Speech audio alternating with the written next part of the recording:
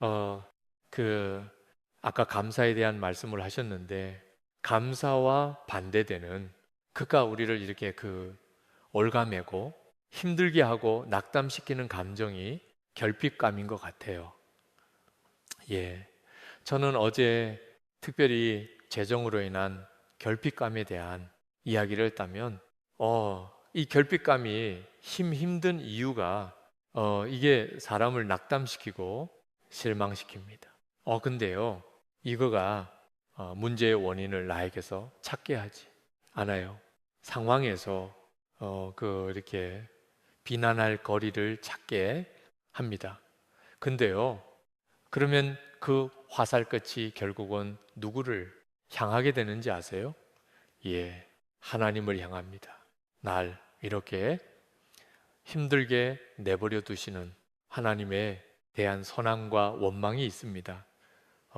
그래서 이 결핍감이 이게 실은 우리의 죄성하고 연결이 돼 있어요. 이 부분이 다뤄져야지만 우리가 하나님 안에서 얼마나 어, 풍성한 은혜를 누릴 수 있는지를 경험하게 되고 이 하나님으로부터 오는 이 풍성함이 막히지가 않아요.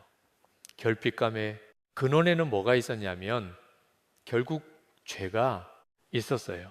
인류 최초의 이제 아담과 하와가 죄를 짓고 나서 제일 먼저 경험하게 된 것이 결핍감입니다.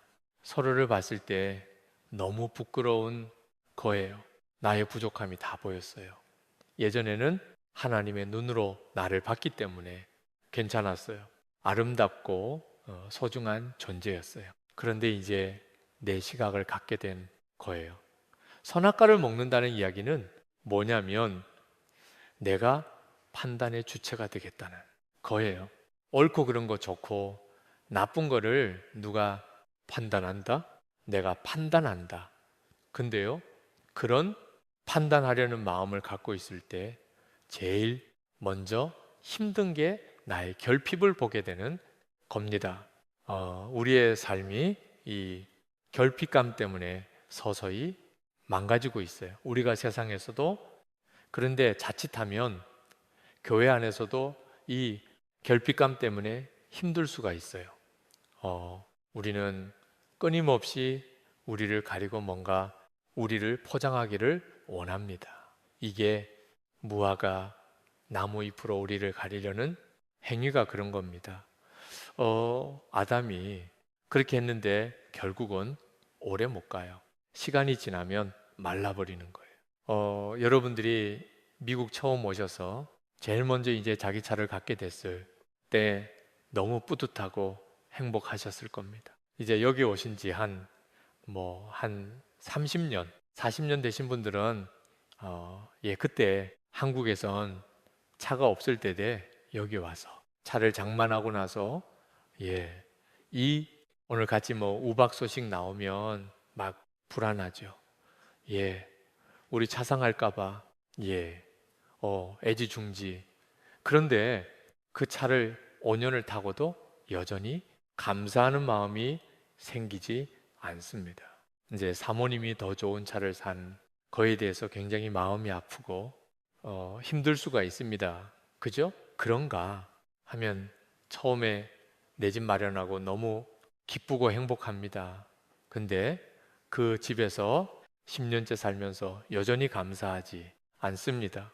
예, 좋은 거를 가져도 유효기간이란 게 있어요. 어느 시간이 되면 말라 버립니다. 처음 목회지에 부임했을 때 너무 행복하고 뿌듯하고 설렜습니다. 10년쯤 지나서는 어떻게 사역지를 갈아탈 수 있을까 고민할 수 있습니다. 처음에 너무 좋았던 축복으로 받았다고 생각한 그것이 부담이 되고 불평거리가 됩니다. 이 결핍감의 배후에 내가 내 인생의 주인 되려고 하는 그러한 마음이 있어요. 내가 원하는 대로 내 인생이 펼쳐지지 못할 것 같을 때 불안합니다. 때로는요, 우리가 사역을 하는 이유가 결핍감을 해결하기 위해서가 되기도 합니다. 이게 연결이 돼요.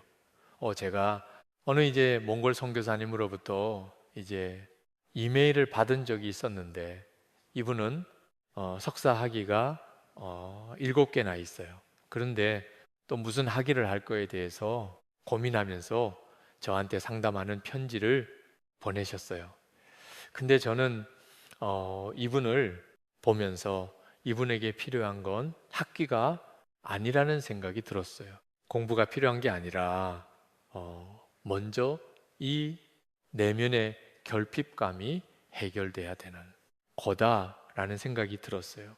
내가 뭔가 부족하다고 느끼고 그거를 해결할 수 있는, 자신이 할 수 있는 제일 좋은 방법이 학위였던 거예요. 나를 포장할 수 있는 가장 좋은 방법이 사역이 되기도 합니다. 저희 가정과 이제 저희 사역에 있었던 좀 아프고 어려웠던 이야기들을 좀 몇 가지 해볼게요. 저희도 이제 멋모르고 몽골에 선교사로 가서 선교가 뭔지도 모르면서 이제 선교사로서 사역을 해야 되는 시기가 있었습니다. 저는 이제 그 일교회라는 교회에 담임을 하게 됐어요. 예, 저는 그냥 교회 생활하던 사람인데 뭐 신학을 공부하지도 않았는데 그 교회를 담임하던 평신도 선교사님이 떠나가시면서 할 수 없이 제가 그 역할을 대신해야 됐어요. 그리고 대학의 교수로 이제 사역을 해야 됐습니다. 그런 가운데 저희 아내는 영양 개선 연구소라고 하는 연구소에서 이제 소장으로 사역을 했습니다. 그 연구소는 그 몽골 국립과학기술대학교, 우리로 말하면 이제 카이스트 같은 그런 국립대학교 안에 이제 아내를 파송한 선교 단체에서 이제 영양인들이 중심이 돼서 그 특별히 몽골의 영양 문제가 굉장히 중요한 국가적인 과제라는 걸 보고 거기에 이제 그 연구소를 세습할 수 있도록 도왔고 아내가 이대 소장으로 가서 거기서 이제 그 사역을 맡게 됐습니다. 그런데요, 이제 시간이 지나면서 아내가 거기서 굉장히 이제 당황하는 일들을 많이 만나게 됩니다. 왜냐하면 이제 아내는 이렇게 어떤 리더의 자리에서 막 이렇게 이렇게 탁 휘둘고 이렇게 나를 따라라 하면서 가는 그런 스타일이 아니에요. 예. 뒤에서 조력자로서 이렇게 조용히 숨어 지내는 거를 이제 편안하게 생각하는 그런 사람인데 이 소장으로서 공무원도 만나야 되고 여러 학교도 방문해야 되고 이게 해야 될 일들이 많았습니다. 특별히 이제 그때 아내가 처음으로 해야 되는 사역 중에 하나가 그 몽골이 워낙 문제가 많았던 그런 나라예요. 아이들은 아침부터 점심을 다 굶고 집에서 저녁 한 끼를 먹는 경우가 많았고 식사가 야채가 없는 굉장히 불규칙한 식사를 하다 보니까 성인병도 굉장히 이른 나이부터 오고 일찍 사람들이 죽어가는 그런 시기였어요.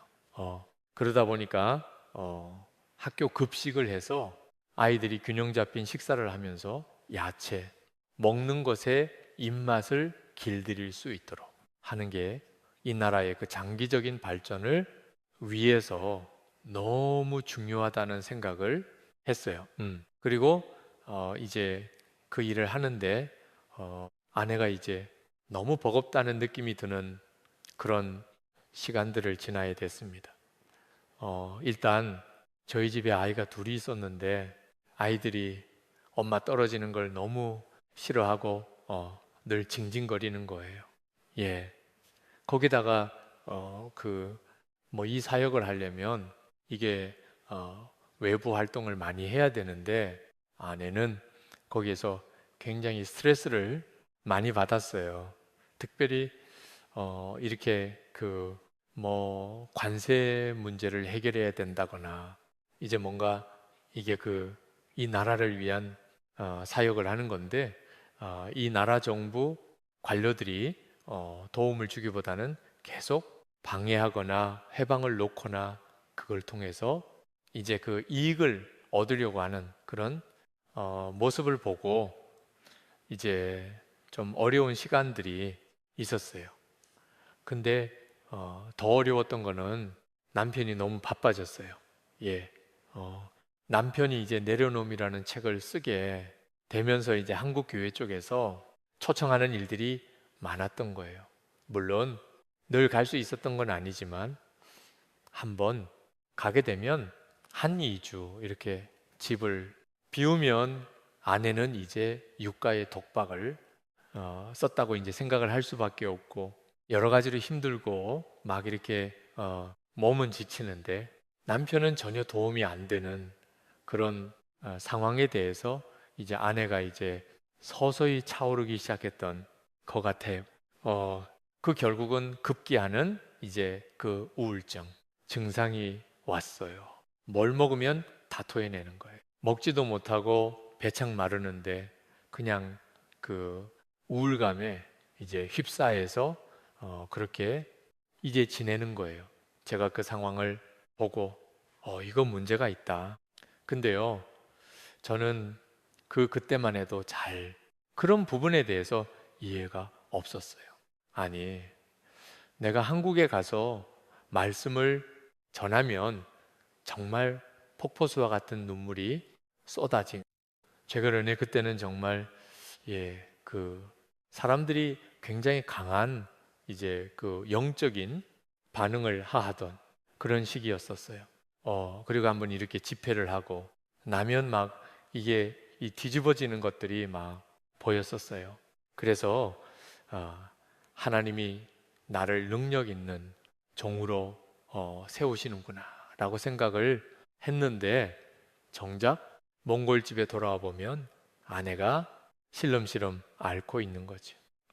저는 거기에서 죄를 인정하고 싶지가 않았어요. 아니, 이렇게 그 사역을 하나님이 열어 주시고 풀어 가시는데 이 가정에 이런 어려움이 있다는 사실 자체가 잘 이해도 안 되고 이거를 빨리 해결해야 된다는 생각이 들었어요.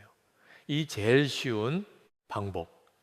제가 아내한테 여보 우리 내가 당신만을 위해서 일주일을 딱 블록하고 준비를 해서 당신과 내가 가정 예배를 좀 일주일 동안 드립시다. 내가 당신을 위한 설교를 준비하겠다고. 근데 제가 그걸 몰랐어요. 제가 외부에 가서 막 그러네 그 사역의 역사가 있다고 아내에게도 동일한 일이 있을 거라는 착각을 한 거예요. 근데 둘째 날쯤 됐을 때 아내가 그러더라고요. 여보 나한테 필요한 건 설교가 아니에요. 그냥 공감과 위로지. 웃음. 공감하시나요? 예, 사람.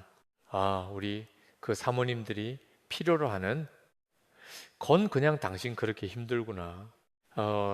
그리고 그 말 한마디면 되는데 저는요, 그걸로 문제가 해결이 될 수 있다는 사실 자체가 클릭이 안 됐어요.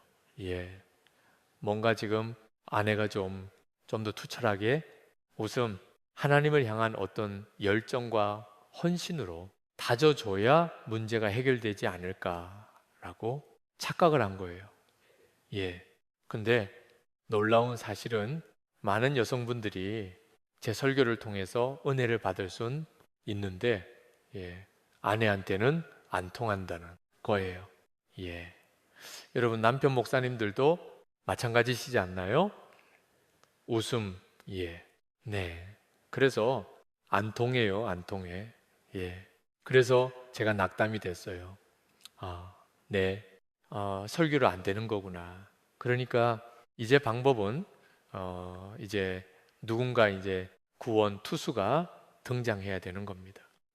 저는요, 어떤 분들은요, 어디 밖에 나갔을 때 이제 어느 목사님들 만나면요, 목사님들이 보통 뭐라고 인사를 하냐면 제 아내가 선교사님 팬입니다. 그 얘기 뭐예요? 본인은 팬 아니란 거예요. 웃음. 그죠? 근데요, 저는요, 제 아내에게 은혜를 끼치는 목사님을 보면요, 너무 감사해요. 왜? 그건 내가 할 수 없는 일이기 때문에. 예. 그래서 어떤 아내가 유튜브에서 어떤 목사님을 통해서 이렇게 은혜를 받았다. 그러면 그분한테 너무 감사한 거예요. 예. 목을 가다듬음. 정말 내가 못하는 일을 해주니까 얼마나 귀해요. 그죠? 예. 자, 근데요, 아내가 해결하지 못한 그 문제를 놓고 제가 기도하던 중에 마침 그때, 몽골에서 복음학교가 열렸어요. 그래서, 어, 아, 여기 아내가 갔다 오면 좀 희망이 있지 않을까 기대하는 마음으로 아내한테 얘기했고, 아내가 이제 그곳에 가게 됐어요. 거기서 이제 일주일 동안 이제 일정을 갖고 저는 이제 집에서 애들 보고 그러고서 이제 아내를 픽업하러 이제 운전하고 이제 수련회장에 갔어요. 아내를 데리고 오면서 조마조마 좀 어땠냐고 물어봤어요. 아내가 놀랍게도 여보 나 거기서 집회 중에 있으면서 내 우울증의 문제를 해결할 수 있었어요. 수련회가 있는 동안 뭘 먹어도 토하지 않고 다 소화를 시킬 수 있었대요. 그리고 자신의 우울증의 근원에 무엇이 있는지를 볼 수 있게 됐대요. 그래서 아내가 뭘로 도전을 받았는지 이제 물어봤을 때 아내가 말한 핵심 성경 구절이 갈라디아서 2장 20절이었어요. 내가 그리스도와 함께 십자가의 못 밝혔나니 그런즉 이제는 내가 사는 것이 아니요 내 안에 그리스도께서 사는 것이라. 이 구절이 와서 이제 이해되기 시작했다는 거예요. 근데 실은요 그때 제가 좀 억울했어요. 왜냐하면 내려놓은 책의 핵심 주제가 갈라디아서 2장 20절이라고 전 생각하고 있었거든요. 예, 아내가 그 책을 제일 먼저 읽어줬어요. 왜냐하면 교정을 봐야 되니까. 그래서 제가 그 기억이 틀렸던 거, 뭐 연도 틀렸던 거, 뭐 이렇게 숫자 틀린 거, 문법 틀린 거 이런 걸 꼼꼼하게 다 교정을 봐줬거든요. 그런데도 그 책에서 제가 말하려고 하던 메시지를 통해서는 이게 클릭이 안 됐던 거예요. 예, 그럴 수 있어요. 예. 그래서 이 사모님들이 참 어려운 게 이 목회자 가정이 이 은혜 지대에 있을 수 있어요. 예. 저희 아내가 이제 그 이야기를 하는 거예요. 자신의 우울증의 뒤에 자기 연민이 있었다는 것을 깨달았다는 거예요. 자기 연민. 그리고 그 자기 연민의 배후에 지독한 자기에 대한 집착이 있었대요. 아내는 스스로가 굉장히 착한 사람이고 또 착한 사람이어야 된다는 생각을 하고 살았어요. 제가 이렇게 봤을 때 저희 아내가 착한 걸로는 그래도요, 일반적인 세상 사람의 기준에서 봤을 때 상위권이에요. 예, 거의 최상위권에 가까울 거예요. 왜 그러냐면 저희가 이제 보스턴에서 그 개척교회 하시는 이제 우리 목사님 섬겨서 이렇게 교회 섬길 때 저희 담임 목사님이 그러셨어요. 우리 최주연 집사 같은 사람 셋만 있으면 내가 밖에 나가서 또 개척할 수 있겠다고 그렇게 얘기할 정도로 이게 순종적이고 그 목사님 서포트하고 착하게 그렇게 신앙생활을 했었거든요. 제가 봐도 착해요. 근데요, 아내가 깨달았어요. 아, 착한 거 갖고 안 되는구나. 왜냐면요, 상황이 어렵고 힘들어지면요, 나는 뭔가 잘해보려고 하는데 상황이 나를 가만두지 않아. 주변이 나를 괴롭히고 힘들어. 여러분, 어떤 압박 가운데 내가 원하는 일이 이루어지지 않을 때 문제를 내게서 보지 않게 되고요. 상황을 향해서 공격을 하는 본인의 모습을 보게 되는 거예요. 근데요, 그게요, 어떻게 보면 수많은 사역자들이 사역의 현장에서 하고 있는 일이에요. 아내는 스스로가 많이 착했기 때문에 자신이 십자가에 죽어야 된다는 생각을 의외로 못했다고 고백을 하더라고요. 십자가인 예수님만 못 박혔고 자신은 어떤 면에서는 예수님을 십자가와는 무관한 스스로 착하게 사는 그런 삶을 살려고 했던 부분이 있었던 사실을 이제 그 복음 앞에서 깨닫게 된 거예요.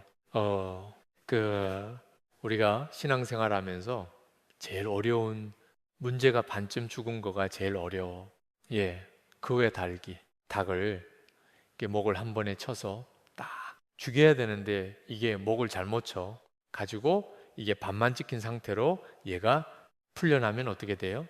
꼭 하면서 동네 방네 다니면서 예, 피바다를 만들어요.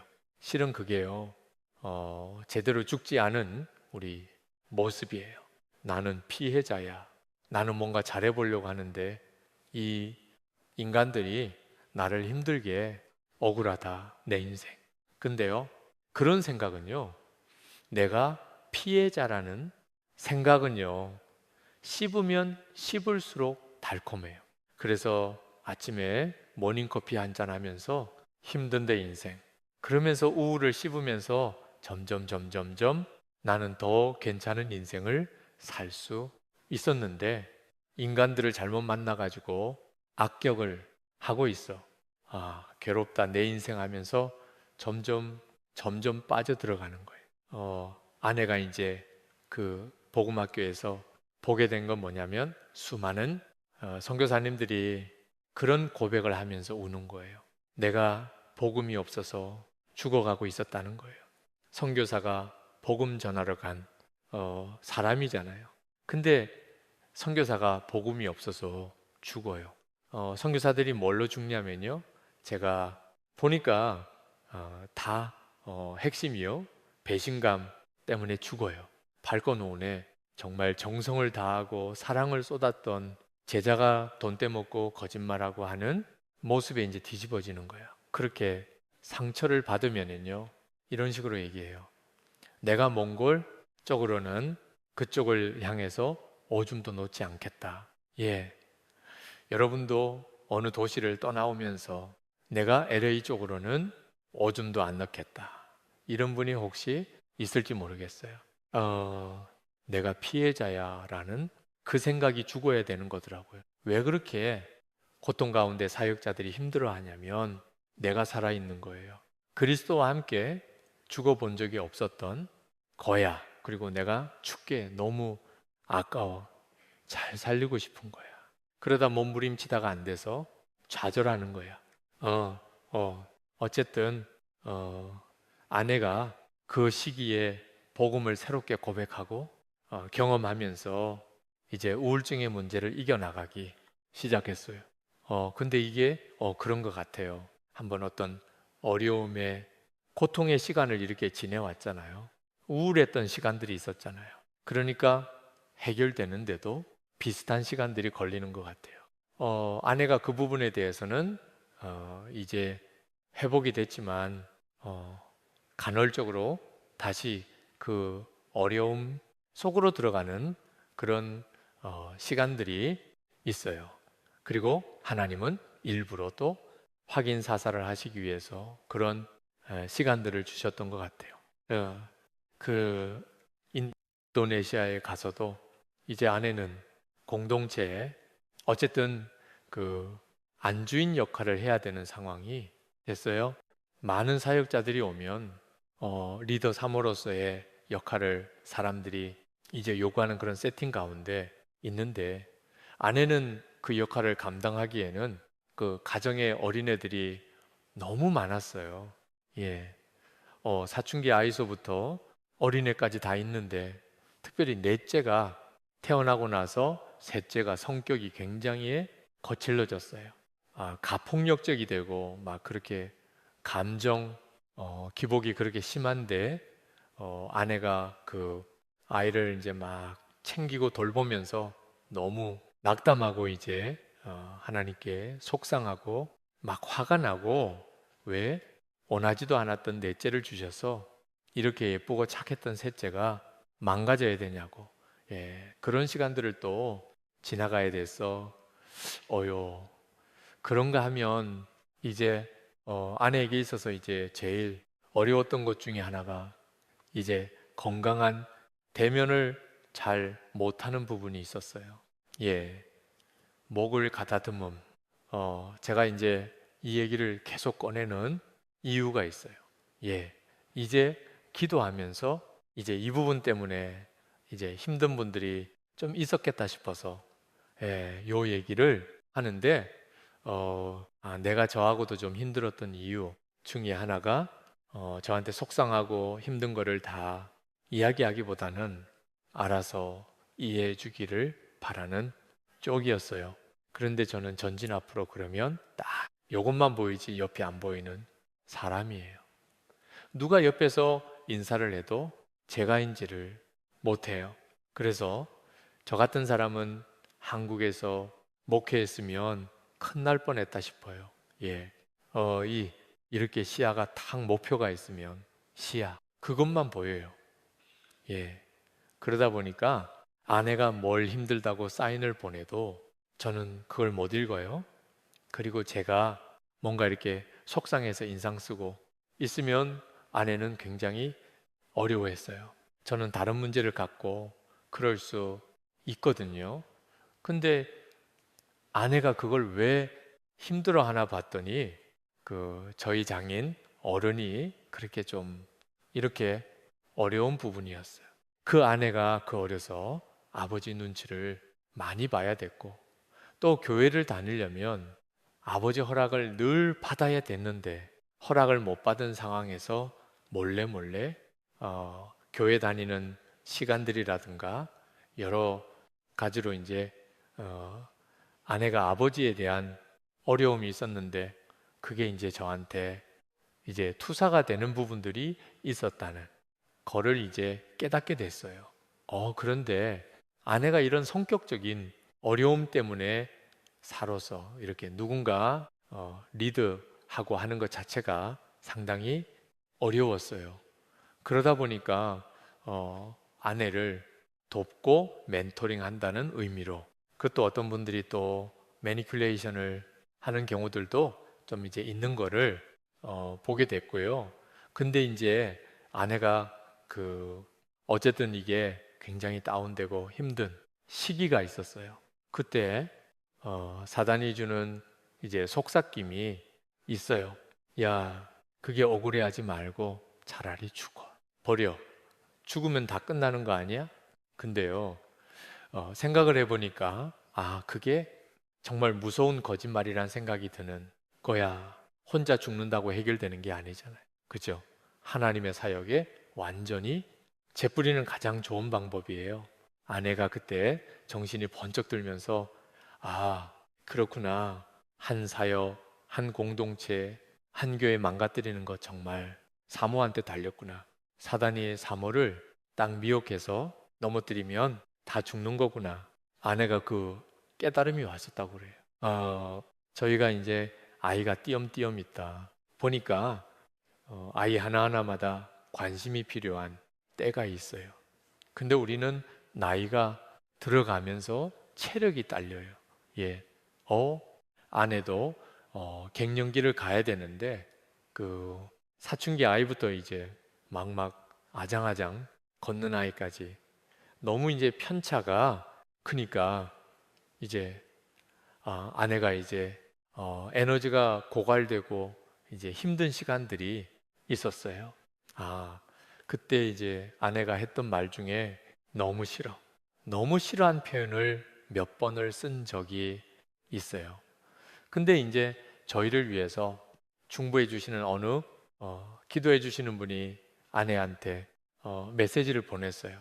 사모님을 위해서 중보하고 기도하는데 하나님께서요, 싫어도 어쩔 수 없대요. 웃음. 근데 그 말을 들으면서 싹 정리가 됐대요. 아, 그렇구나. 어쩔 수 없는 거구만. 그러고 나니까 오히려 너무 단순해지고 편해졌대요. 여러분, 훈련 기간 중엔요, 어쩔 수 없어요. 힘들어도. 예, 그냥 버티고 지나가야 돼요. 예, 상황이 문제가 아니에요. 옆에 사람들이 문제가 아니에요. 하나님이 나를 향해서 계속해서 나는 네가 더 성장하기를 원해. 네가 지금 이 시점에서 너와 씨름하면서 내 안에 해결해야 될 문제를 볼 수 있기를 원해. 하나님이 누구 하시는 거예요? 자, 예. 이제 제 얘기를 하나 하면요. 실은 제가 그 죽음 직전에서 본 경험들이 몇 번 있어요. 근데 저는 콧방귀, 죽음 자체가 두렵진 않았던 것 같아요.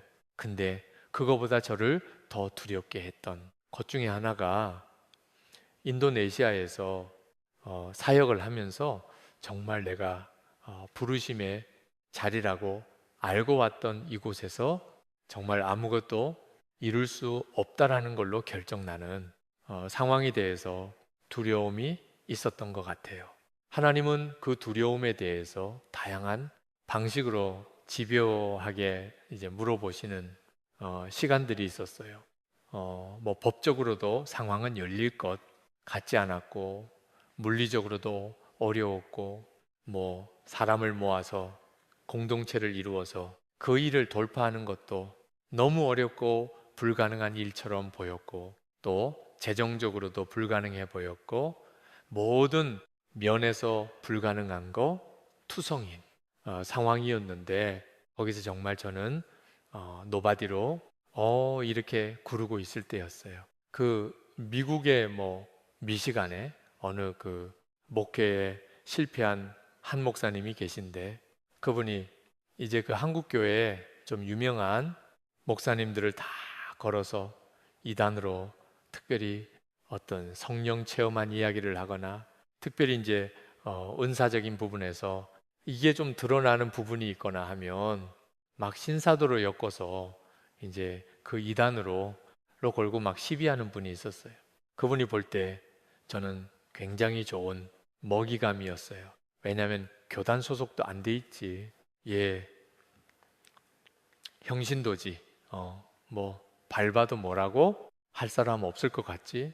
제일 안전한 사람이라고 봤던 것 같아요. 그러고서 이제 박사학의 탈을 쓴 박수무당이라는 제목으로 글을 올리는 것부터 해가지고 뭐 그 결국은 뭐냐면, 제가 기도하다가 이제 하나님과 대화한 이야기들을 이제 예로 이렇게 설교해서 한 것들을 가지고 이 사람이 직통 계시를 주장하는 이단이라고 이제 얘기를 하는 거죠. 예. 그러면서 이제 막 이런저런 거를 이제 걸어요.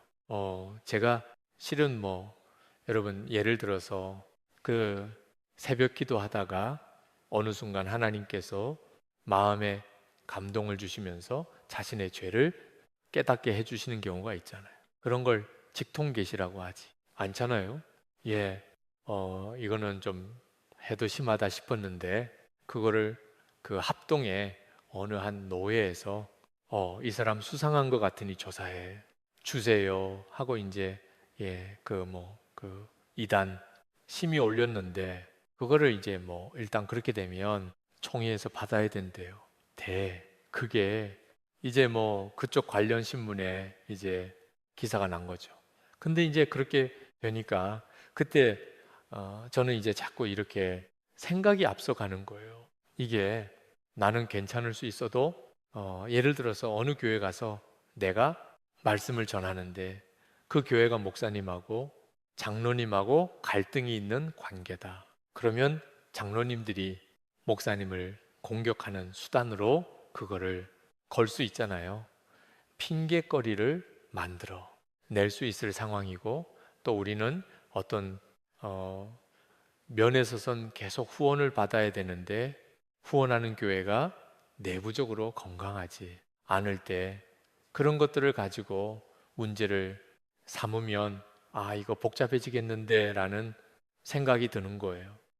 가뜩이나, 아니, 지금 하나님은 재정으로 하나도 풀어 주시지 않는데 나를 여기서 사역하라고 이렇게 딱 던져 놓으시고, 아니, 누가 뒤에서 칼로 푹 찌르는데 그냥 찌르게 내버려 두신다고 느껴졌어요. 하나님, 이거 좀 이렇게 하면서 나 여기서 사역할 수 있겠어요? 그러면서 내가 좀 하나님하고 좀 이제 이렇게 씨름하는 시간이 있었어요.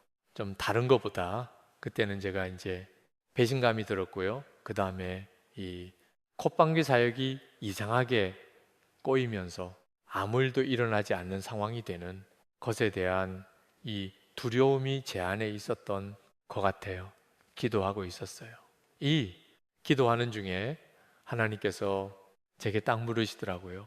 예, 너 내려놓은 책을 쓰고 나서 다른 사람들이 너희 실제를 보는 것이 아니라 거기에 뭔가 어떤 이상적인 어떤 뭔가를 투영해서 너를 우러러보는 너의 실제를 보는 게 아니라, 물론 제가 책에다가 거짓말을 쓴 건 아니지만 그 책에서 본인들이 갖고 있는 어떤 이상적인 이미지를 거기에 투영해서 나를 본다고 느끼지 않았냐고.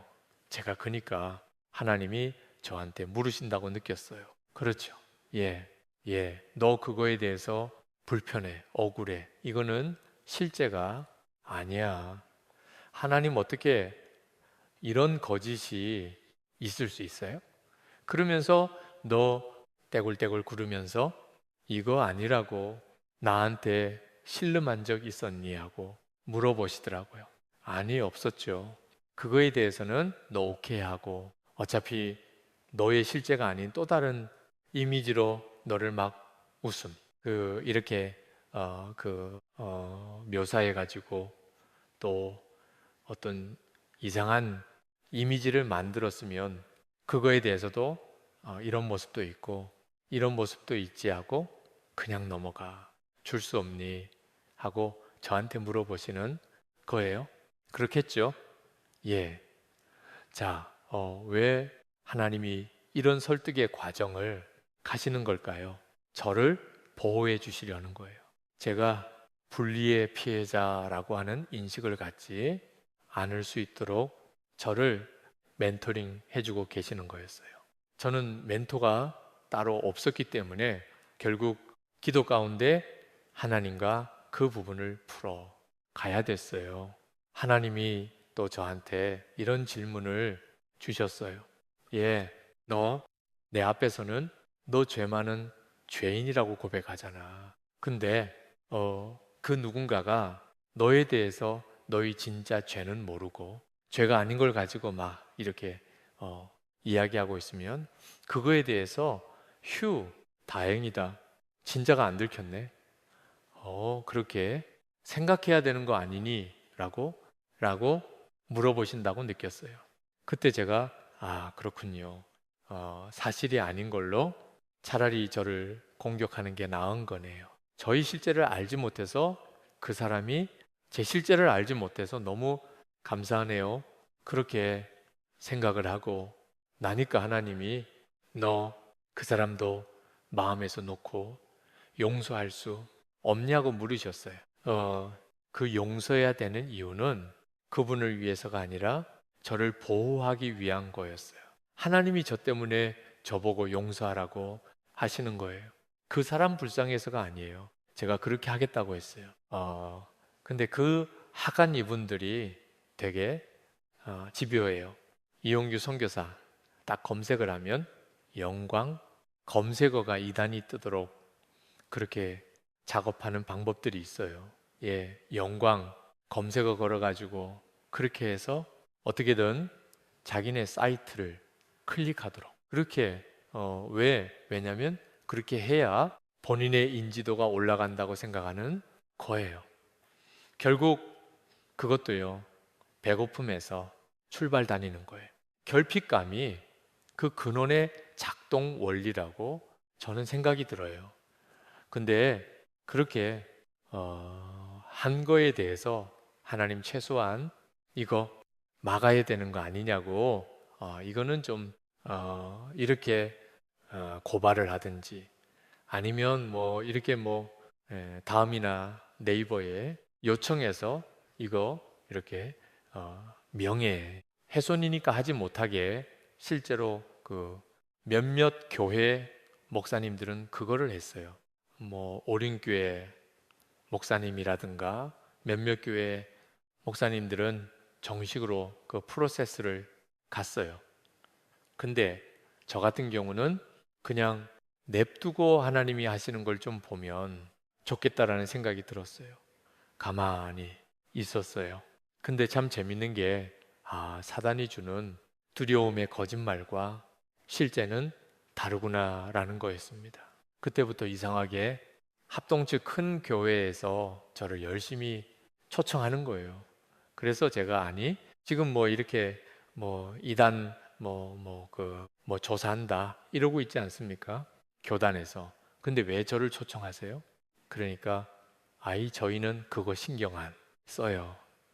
뭐 나중에 서로 어렵지 않겠어요? 저희는 괜찮아요. 급기야는 사랑의 교회에서 초청을 하는 거예요. 왜 자꾸 사랑의 교회에서 초청하세요? 그러면 뭐라고 얘기하시냐면, 그 내려놓음의 그 원리가 당신들이 추구하는 제자, 훈련하고 너무 그 방향성이 같다는 거예요. 근데요, 똑같은 얘기를 순복음 교회에서도 하세요. 웃음. 예. 어쨌든, 그때 오히려 이 합동 측의 그 신학위원회에 있는 분들이 저한테 전화를 하셔서 너무 미안하다고, 너무 부끄럽고 미안하다고 그런 연락을 주시기도 했어요. 콧방귀, 하나님이 하시는 거구나라는 생각이 들었어요. 내가 앞서 나갈 필요가 없구나. 그런 공격이 있을 때 저는 그것만이 아니고요. 여러 번의 공격들을 받곤 했어요. 근데요, 제일 어려움과 제 안에 일어나는 두려움과 거절감이에요. 우리 내면이 배고프면 그거한테 먹혀요.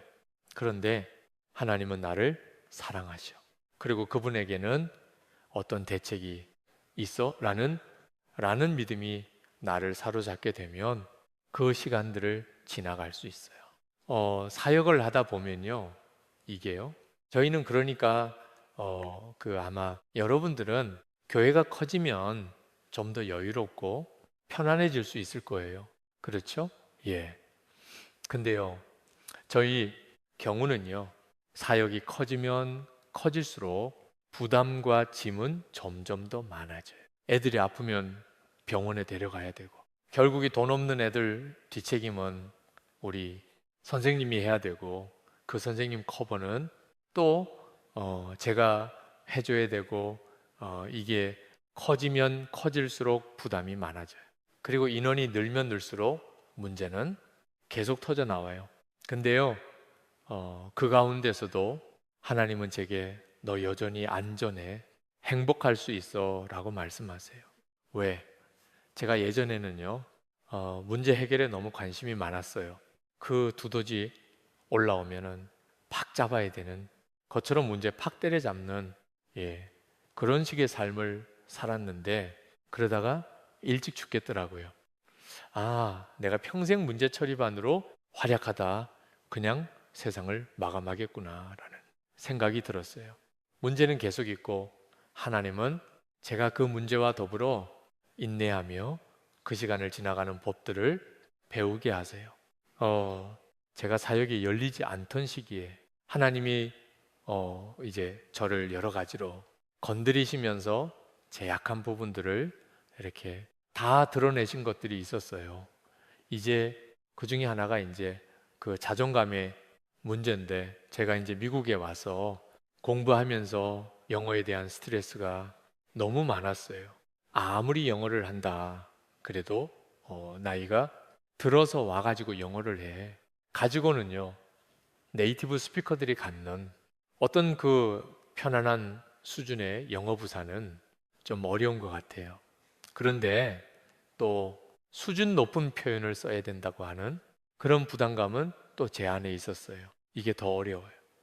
공부한 사람이 영어 하는 게 더 어려워요. 공부 안 하고 영어 하는 게 훨씬 마음이 편할 수 있어요. 제가 그 인도네시아에서 조금 여유가 있을 때였는데 어, 국제적인 그 선교 그룹들이 저한테 이제 그 트랜스폼 월드라고 하는 이제 그룹이었는데 저에게 좀 그 에듀케이션 분과의 퍼실리테이터가 돼달라고 하는 그런 요청을 하셨어요. 어차피 시간도 많으니까 제가 하겠다고 그랬어요. 그때는요, 아침에 일어나면 오늘은 뭐 하지? 뭐 막상 하려면 할 거는 있는데 오늘 어, 당장 해야 될 일은 없는 그런 시기였어요. 학교가 시작되지도 않았고, 예, 좀 시간이 있을 때였기 때문에 뭐 한번 해보지 했는데 막상 보니까요, 이게요, 막 그 전 세계에 그 교계 대표들이 모인 자리에서 발제도 해야 되고 또 그분들을 대상으로 또 이렇게 회의도 진행하고 해야 되는 되게 책임이 많은 자리였어요. 근데 저는 그 부분에 대해서 이게 어떤 국제, 어떤 그 교육, 선교의 동향을 알고 있는 것도 아니고 나름대로는 한계가 많다는 느낌이 들어서 좀 위축되기 시작했어요. 더군다나 이제 영어로 회의를 진행하려고 보니까 마음이 불편한 거예요. 그런데 이제 미국식 회의는 이제 임박해지면 뭐 준비해 달라, 뭐 준비해 달라 이렇게 막 뭐가 날라오거든요.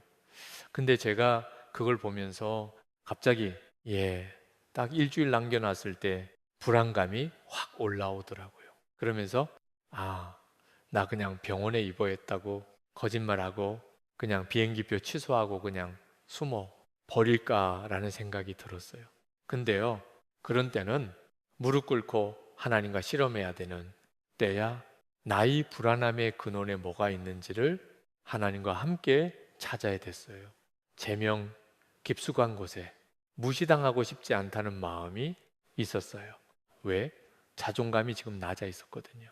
왜 자존감이 낮았을까요? 내가 하는 퍼포먼스하고 나의 자존감이 맞물려 있었던 거예요. 그런데 하나님은 제게 말씀을 주시는 거예요. 네가 어떤 퍼포먼스를 하느냐 하고 너의 가치가 연결되어 있지 않아. 저는요, 이게 꼭 좋은 방법은 아닌데, 저의 경우에 이게 이제 믿음의 표현이에요. 말씀을 전할 때 원고를 안 만들어요. 예. 그냥 하나님께 듣고 해야 된다는 생각을 많이 해요. 그리고요, 말씀을 전하고 난 다음에 피드백을 안 들으려고 해요. 예, 왜? 말씀을 어떻게 전했는가? 얼마나 잘 전했는가와 나의 자존감은 같이 가면 안 되는 거예요. 안 그러면요, 죽는 날도 있을 거 아니에요. 그러면 내 자존감이 죽어서 살아갈 수는 없잖아요. 예, 분리시키는 게 건강하다는 거를 저는 끊임없이 이제 의식하는 거죠. 그때 제가 보니까 무시당하고 싶지 않은 제 마음이 있었어요. 영어도 잘 못하면서 버벅거리면서 리드하려고 해라는 소리를 듣고 싶지 않은 거예요.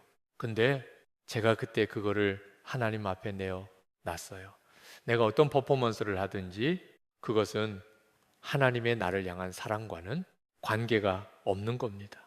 하나님의 나를 향한 그 사랑, 그것만으로도 나는 존귀한 자고 나는 안전합니다. 고백을 한 거예요.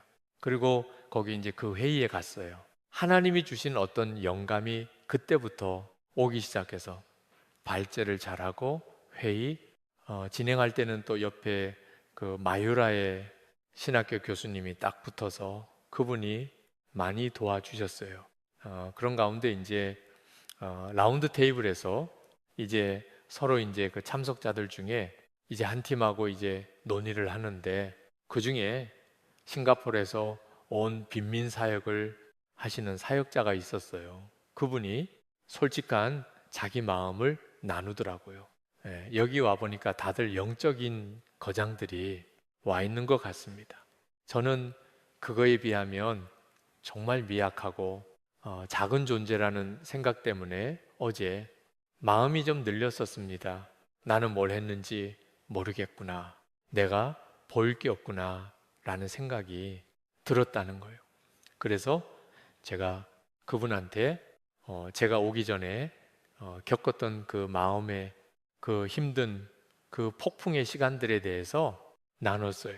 그랬더니 이분이 눈물을 이렇게 흘리면서 위로를 받더라고요. 하나님은 내가 얼마나 많은 일을 했는가에 대한 관심은 없으신 것 같아요. 왜? 어차피 그거는 내가 해도 안 되는 일이에요. 하나님 일이에요. 어, 마치 뭐와 같냐면요. 아브라함이 100세의 아들을 낳은 걸 보고 누군가가 아브라함에게 당신 대단하세요. 비결이 뭐예요? 어떻게 공간 관리를 한 거예요? 물어보면 아브라함이 뭐라고 얘기할까? 100세 아이 낳은 것과 자신의 자존감을 연결할 순 없는 거예요. 우리의 사역은 그런 거예요. 그런데 하나님은 나의 관심은 나의 열매는 네가 하고 있는 일이 아니라 너 자신이다라고 말씀해 주시려고 해요. 콧방귀 우리가 특히 여기 사모님들이 많이 계시니까 자녀들 관련해서도요. 우리 안에 어떤 두려움이 올 때가 있어요. 저의 경우도요. 그 인도네시아에 가서 이제 처음에 이제 아이 4명에서 어느 그 한인교회 갔었는데 거기에 그 예배 참석하셨던 한 좀 이렇게 오래되신 선교사님이 저희 가족을 이렇게 쭉 둘러보시더니 야, 이 집 비잡이 엄청 많이 나오겠는데 그러시는 거예요. 저는 처음에 아니 왜 그 사람 많은 거 가지고 비잡이 얘기를 하실까 그랬거든요.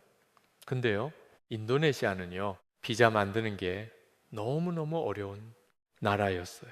그분이 그렇게 얘기한 것도 이해가 되더라고요. 왜? 비자에 한 맺히셔서. 근데 저도 보니까 한동안 비자가 연장이 안 되면서 아이들과 가족들을 데리고 메뚜기 신세로 왔다 갔다 해야 되는 상황이 있었어요. 그때야는 비자가 아예 안 돼. 가지고 한국으로 애들 데리고 들어가야 됐는데 제가 그땐 좀 하나님한테 좀 화가 났어요. 하나님 이러시게요. 왜냐하면 애들이 막 우리 이제 기말고사 와야 되는데 아빠 대책 있냐고 우리 언제 다시 들어오는 거냐고 막 떼우면서 물어보는 거예요. 아이 공부하기 싫다고 학교 가기 싫다고 그럴 때는 언제고 이런 상황에서 그냥 다 아빠 때문이래. 웃음. 예. 이제 그 애들을 데리고 한국으로 들어갔어요. 저희 아버지께서 야, 너 진짜 어떻게 되는 거냐? 그 뭐 대책 있냐? 차라리 너희 교회에 신학교 가서 안수받고 좀 정상적으로 남들 가는 코스를 밟아보면 어떻겠냐라고 물어보시는 거예요. 아, 제가 아버지한테 괜찮아요, 아버지. 걱정하지 마시고요. 좀 묻지 좀 말아 주세요. 내버려 두세요. 제가 알아서 할게요.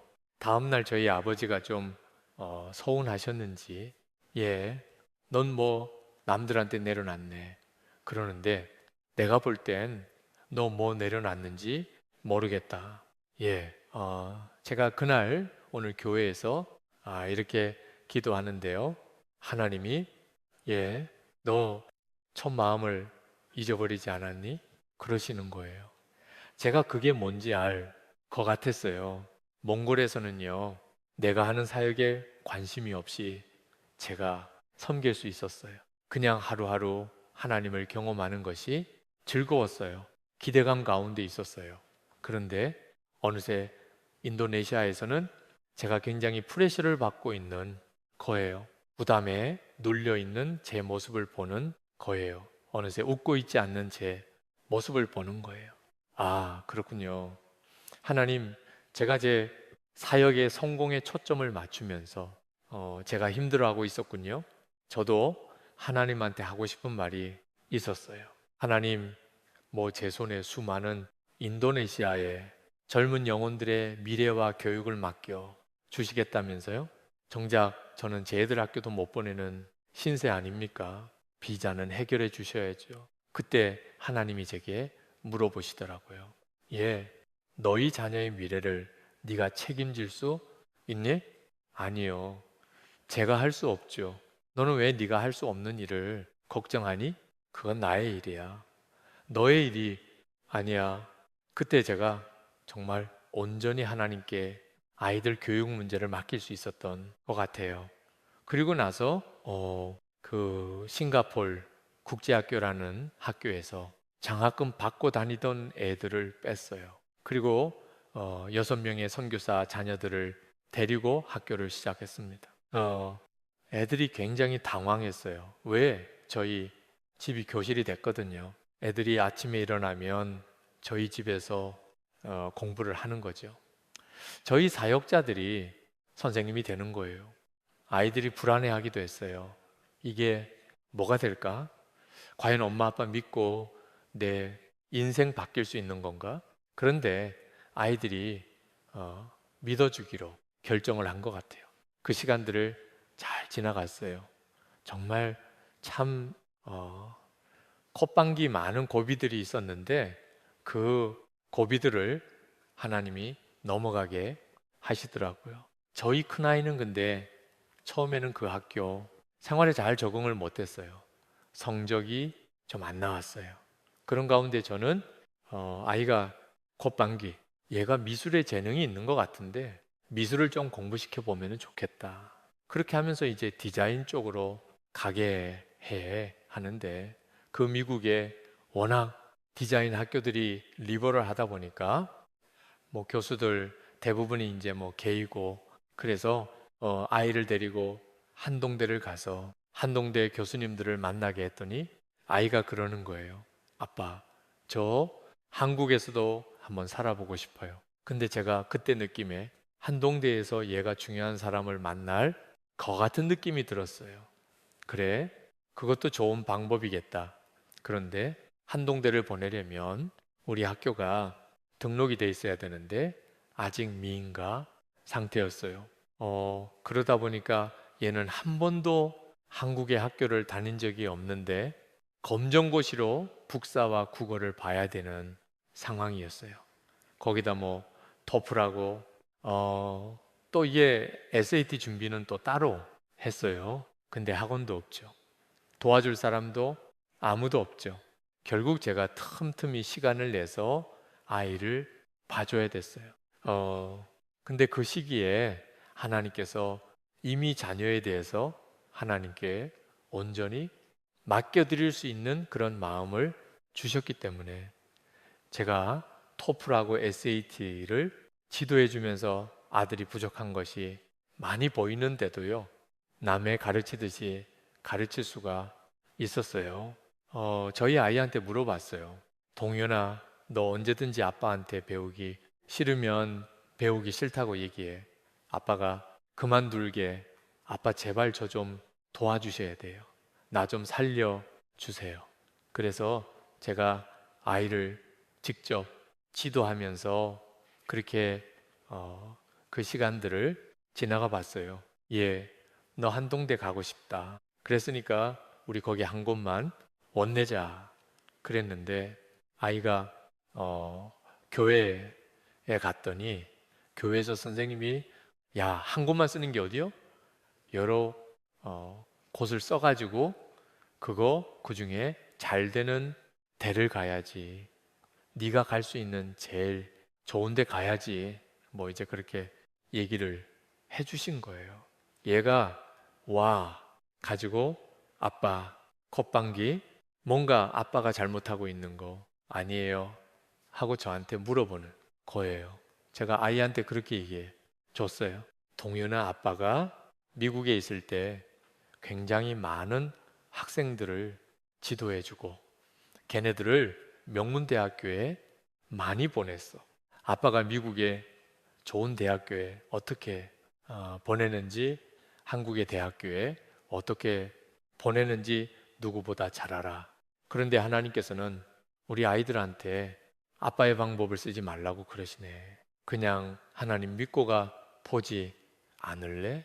그 학교 하나님이 보내시는 학교면 가는 거고, 아니면 1년 동안 특별 네가 이제 휴가를 얻은 거니까 그때 우리 신앙 훈련도 하고 좀 좋은 거하고, 그리고 또 1년을 가보면 어떨까? 끄떡끄떡. 예, 아이가 그렇게 해서 대학교를 가고, 지금은 또 거기서 좋은 믿음의 짝을 만나서 결혼을 하고 잘 가고 있어요. 둘째 아이 같은 경우 걔가 부스톤에서 태어난 지 4개월 만에 그 아이를 데리고 선교지로 나왔죠. 선교지로 나올 때 그 교회 권사님들이 어쩌자고 이 피덩이 같은 애를 데리고 그 험한 데 가냐고 막 저를 막 나무라셨던 기억이 나요. 예. 근데요, 그 아이를 데리고 가서 선교지에서 아이를 키우고, 이제 대학을 아이는 미국으로 가겠다고 해서 미국으로 이제 원서를 썼는데, 하나님께서 굉장히 리버럴한 여자 학교인 스미스 칼리지에 보내셨어요. 하나님이 그 학교가 맞다라는 확증을 주셔서 보내기는 하는데, 콧방귀, 그게 어떤 의미가 있을까 생각했었어요. 기도하는데 하나님이 그런 마음을 주시더라고요. 이 아이가 매사주세츠주에서 태어나서 선교지에서 살다가 다시 그가 태어난 곳으로 간다는 거예요. 연어처럼. 그런데 아이에게 사명이 있다는 거예요. 이 아이는 선교지에서 좋은 영적인 훈련을 받았어요. 어떻게 보면 지극히 세속적이고 동성애의 영이 그렇게 강한 그 지역에 들어가서 거기서 기도 모임을 시작을 하는데, 하나님께서 보내주신 전 세계에서 온 믿음의 지체들을 만나요. 하나님은 미국에서 자란 친구들보다는 그렇게 해외에서 자란 친구들을 통해서 그 캠퍼스를 바꿔 가시는 것을 보게 돼요. 아이들이 교회 가고 싶으면 저희 딸을 찾는데요. 야, 나 교회 가고 싶은데 나 좀 데려가 줄래? 예. 저는 제가 아이들의 미래에 대해서 하나님께 온전히 맡기고 나서는 아이들이 미래를 놓고 더 이상 기도 안 했던 것 같아요. 그런데 하나님께서는 아이들 각자를 위한 계획이 있으셨어요.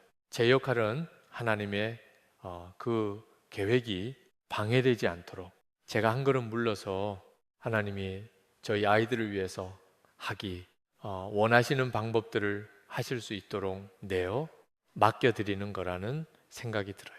그렇게 가도 우리 아이들은 안전할 수 있더라고요. 물론 아이들의 문제로 어려움을 겪는 분들도 있을 거예요. 지금 어려움을 겪더라도 그게 끝이 아니에요. 그로 인한 상실감과 두려움의 영과 신름하셔야 돼요. 그리고 할 수 있다면 앞당겨서 감사하시면 좋겠어요. 그러니까 무슨 얘기냐면, 내게 어려운 일이 생겼어요. 나중에 그것이 결과적으로 보니까 선으로 이루어졌어요. 근데 그제서야 감사하는 게 아니에요. 내려놓음의 정신은 결국은 기꺼운 수용이거든요. 여러 가지 의미가 있지만 맡겨드리는 것이 있고 수용하는 게 있어요. 하나님이 허락하신 그 상황을 있는 그대로 감사로 받아내 보는 거야. 그것이 하나님이 기뻐하시는 믿음이더라고요. 그 믿음을 온전히 이루어 가실 수 있기를 축복합니다. 입니다. 음악